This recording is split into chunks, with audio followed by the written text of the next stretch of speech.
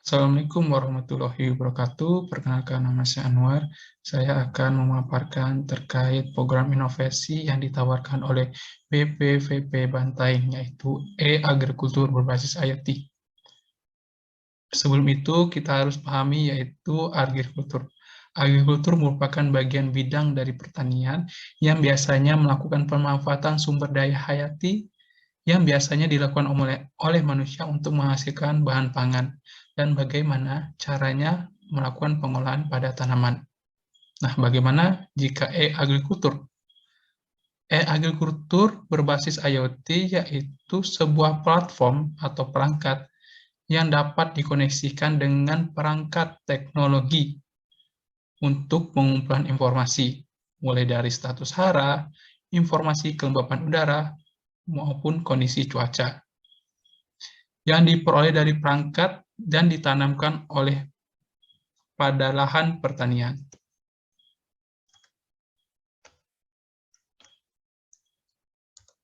Kenapa sih BPVP Bantaeng mengusulkan program ini? Di sini merupakan sebuah permasalahan yang sudah sering terjadi, yaitu terkait pengolahan pertanian di Kabupaten Bantaeng sebagian besar masih dilakukan secara tradisional, di mana petani melakukan penyiraman di lahan yang sangat luas, yang membutuhkan atau memakan waktu yang sangat lama, sehingga hasil yang diperoleh tidak maksimal, maupun terkait pengolahannya. Nah, tujuan dari perangkat yang kami gagasan yaitu memaksimalkan pengolahan pertanian menggunakan pendekatan teknologi, sehingga mampu meningkatkan hasil pertanian serta pengolahan yang tidak menguras tenaga petani menggunakan e-agrikultur berbasis IoT. Adapun produk sejenis saat ini yang sudah dikembangkan, yang pertama yaitu pompa air tenaga surya untuk mendistribusikan air di area persawahan. Di sini menggunakan konsep petani mendatangi sebuah pompa dan melakukan penghidupan untuk mendistribusikan air di sawah. Dan yang kedua yaitu produk sejenis yang bernama EncoMotion, yang menggunakan sensor yang dapat membaca dan menganalisis suhu udara, kelembapan udara, dan intensitas cahaya untuk melakukan penyiraman tanaman secara otomatis. Jadi alat EncoMotion yang diproduksi oleh Biops Argoteknik ITB ini menggunakan beberapa sensor atau menggunakan beberapa perangkat sensor untuk menentukan atau melakukan pembuatan keputusan penyiraman pada tanaman secara otomatis. Nah, apa sih yang membedakan dari kedua produk sejenis tersebut dengan gagasan yang ditawarkan oleh BPVP Bantaeng?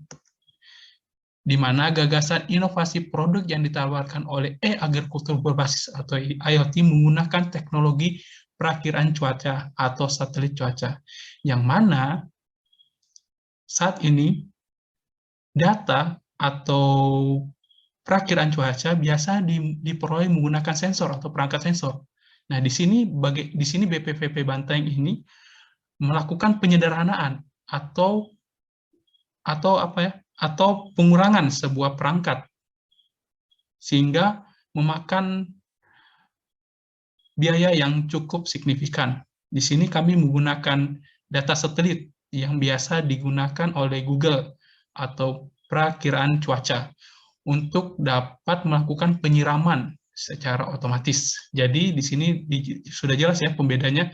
Kalau produk sejenis satu itu tidak mampu melakukan pendalian jarak jauh, yaitu masih dilakukan secara manual, sedangkan yang produk sejenis yang kedua tadi, dia mampu melakukan pengendalian jarak jauh, namun menggunakan beberapa sensor atau menggunakan beberapa titik sensor. Nah, gagasan yang kami tawarkan yaitu kami menggunakan perakiraan cuaca atau menggunakan data satelit untuk membuat keputusan atau untuk melakukan penyiraman otomatis di lahan tanaman pertanian. Nah, di sini kami menggunakan mekanismenya itu kami menggunakan IoT. yang dimana IoT merupakan Internet of Things, yaitu suatu konsep atau program di mana sebuah objek memiliki kemampuan untuk mentransmisi atau mengirim data. Nah, secara jelas bahwa dengan teknologi IoT ini kita bisa menggunakan atau mengendalikan secara jarak jauh, atau kita bisa menggunakan atau memperoleh data melalui internet, begitu, sehingga diperoleh sebuah keputusan. Nah, ini merupakan contoh weather station Google, di mana dia dapat memberikan informasi perakiraan cuaca suatu wilayah atau tempat untuk mempelajari cuaca dan iklim suatu wilayah berdasarkan atmosfer bumi. Nah, perlu kita lihat di sini. Di sini dia mampu melakukan prediksi dan memiliki tingkat akurasi yang sangat kuat. Dia mampu melakukan prediksi menit, jam, hingga berhari-hari, begitu.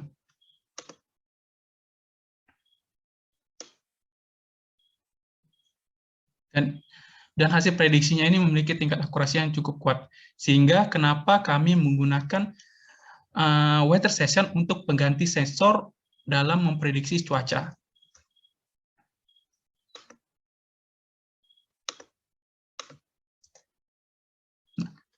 Bagaimana sih cara kerja weather station? Saat ini, di sini saya memperoleh data dari BMKG. BMKG ini untuk memperolehi data cuaca, mereka mengambil data sensor mulai dari pelabuhan, bandara, perkebunan, bukit, hutan, dan pergerakan tanah serta atmosfer. Ada juga menggunakan sebuah radar cuaca yang dikirimkan langsung di PC server. Ada juga yang menggunakan sistem teknologi AWS maupun ARG. Nah, di sini kami berfokus pada penggunaan teknologi satelit cuaca. Nah, data-data ini nanti dikirimkan di sebuah database. Di database, selanjutnya hasilnya akan dilakukan analisis untuk memprediksi perkiraan cuaca. Dan biasanya hasilnya itu akan diberikan kepada pengguna atau pengguna smartphone. Nah, di sini kami bagaimana caranya memperoleh data tersebut untuk sebagai sistem keputusan melakukan penyiraman pada tanaman, gitu, melalui analisis dan forecasting.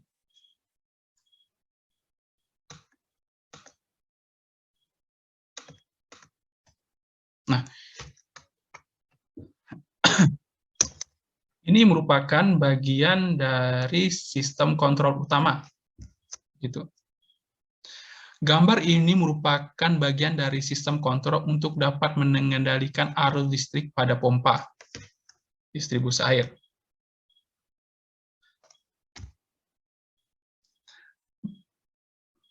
Untuk menuju pada lahan pertanian. Sistem kontrol bekerja berdasarkan waktu penyiraman secara berkala dan melihat kondisi cuaca melalui satelit cuaca. Di sini setiap menitnya sistem kontrol akan melakukan pengambilan data dari data satelit untuk untuk memberikan sebuah keputusan apakah di wilayah pertanian tersebut memiliki curah hujan atau tidak hujan. Jika hujan, maka tidak akan dilakukan penyiraman. Sedangkan sebaliknya, jika tidak hujan, maka akan dilakukan penyiraman. Gitu. Nah, di sini juga sistem kontrol ini juga dapat melakukan kendali jarak jauh. Misalnya, saya tinggal di Jakarta dan kebun saya di Makassar, jadi saya bisa melakukan pengendalian jarak jauh. Begitu.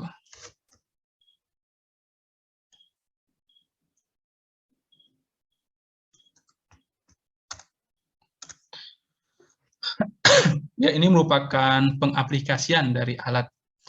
Nah, di sini perlu saya jabarkan,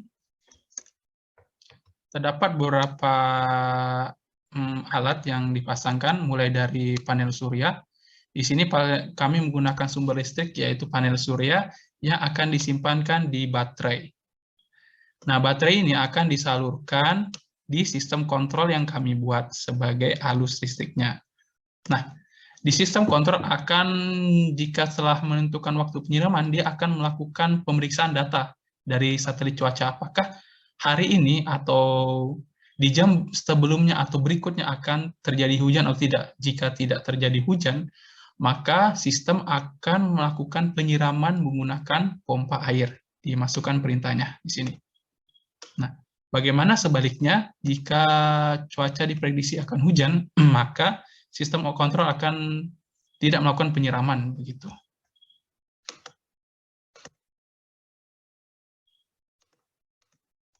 Nah, ini merupakan pengaplikasian alat di mana alat ini akan diletakkan di sebuah perkebunan atau pertanian dan akan disalurkan melalui pipa di sebuah area tanaman sayur gitu.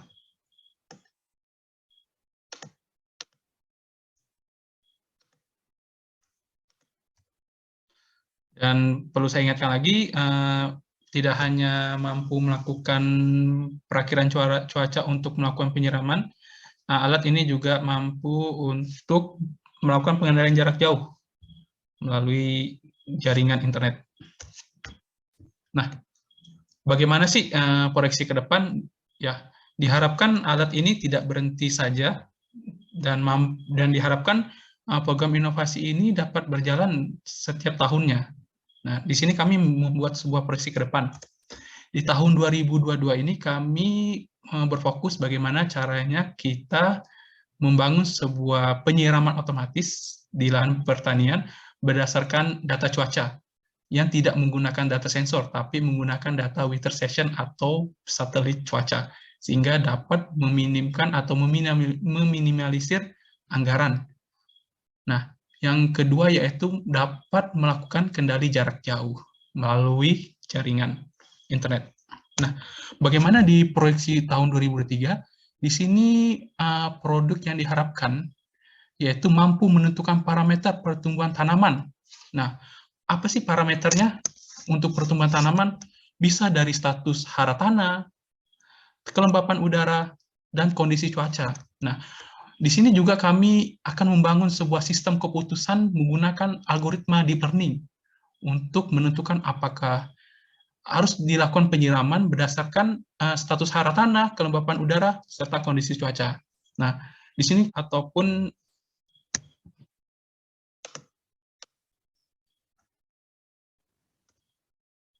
di tahun 2024 ini, produk kami diharapkan mampu menyesuaikan nilai parameter pertumbuhan tanaman sehingga diperoleh sebuah bentuk tanaman atau hasil panen yang maksimal begitu. Dan yang kedua, mampu diaplikasikan di berbagai jenis tanaman. Jadi alat ini jika dipasangkan di sawi juga bisa begitu. Dia mampu mengidentifikasi parameter yang terbaik untuk pertumbuhan sawi.